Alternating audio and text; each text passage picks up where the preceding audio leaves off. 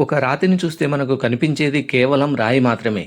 కానీ అదే రాతిపై వందల సంవత్సరాల క్రితం ఒక కళాకారుడు చెక్కిన రూపాన్ని చూస్తే అందులో ఒక కథ కనిపిస్తుంది, ఒక భావం కనిపిస్తుంది, ఒక నమ్మకం కనిపిస్తుంది. మాందొడ్డి విశ్వబ్రాహ్మణ ఆశ్రమంలో ఉన్న ఈ అద్భుతమైన రాతి శిల్పాన్ని ఒకసారి గమనించండి.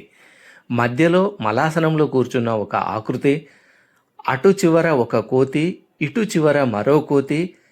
ఆ రెండు కోతులు తమ చేతుల్లో పూల గుత్తులు మోస్తున్నట్లు కనిపించడం ఈ శిల్పానికి మరింత ప్రత్యేకతను తీసుకొస్తుంది. ఇక ఇరువైపులా ఉన్న రెండు కోతులను చూడండి. వాటి చేతుల్లో ఉన్న పూల కొమ్మలు, వాటి భంగిమ మొత్తం శిల్పాన్ని ఒకే కథలో కలిపికట్టుగా కనిపిస్తున్నాయి. కానీ ఒక విషయం మాత్రం నిజం.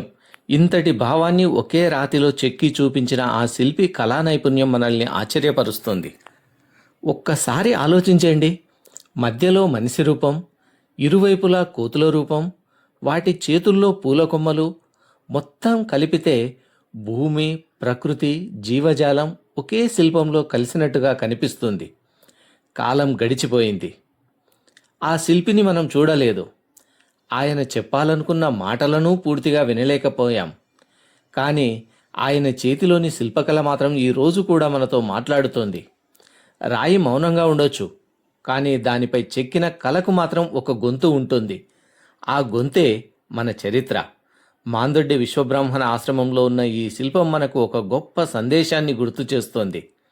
మన పూర్వీకులు వదిలిన ప్రతి రాయి ఒక జ్ఞాపకం, ఒక శిల్పం, ఒక కథ, ప్రతి గీత ఒక చరిత్ర.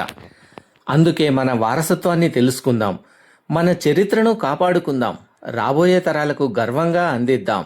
ఇది కేవలం ఒక రాతి బొమ్మ కాదు, మాందొడ్డి విశ్వబ్రాహ్మణ నేలపై మిగిలిపోయిన మన గతం యొక్క ఒక అద్భుతమైన సంతకం. ఇలాంటి మరెన్నో అద్భుతమైన చారిత్రక విశేషాలు, మన పూర్వీకులు వదిలిన కళా సంపద, మన గ్రామాల వెనుక దాగి ఉన్న ఆసక్తికరమైన కథలను తెలుసుకోవాలంటే శివప్రసాద్ ఆచార్య యూట్యూబ్ ఛానల్ను తప్పక చూడండి.